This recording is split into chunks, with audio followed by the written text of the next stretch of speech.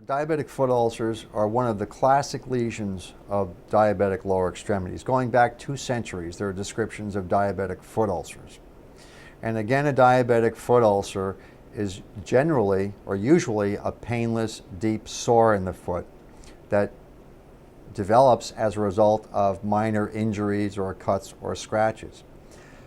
But studies have shown that one predisposing risk factor that can lead to ulceration is something as simple as a callus, a thickened callus on the sole of the foot, which becomes very hard and becomes like a pebble or a rock under the foot.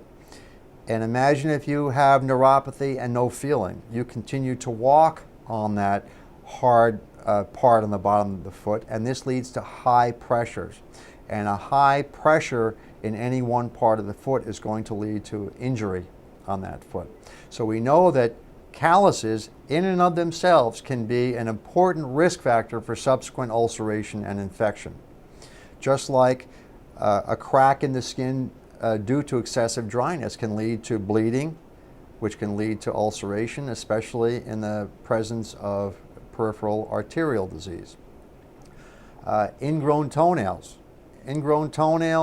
or thickened toenails that can result in excessive pressure on top of the toe itself have been shown to lead to ulcerations even under the nail itself in a patient who might have neuropathy.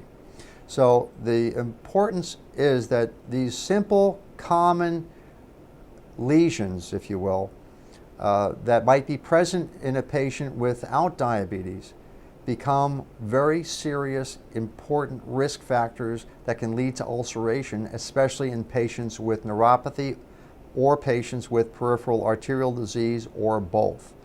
And when a patient has both of these complications, even the simplest of lesions on the foot can lead to very serious consequences. Hence the need to have these problems taken care of regularly by healthcare providers so that they don't get out of hand and so they will not lead to progressive problems that can become limb-threatening in themselves.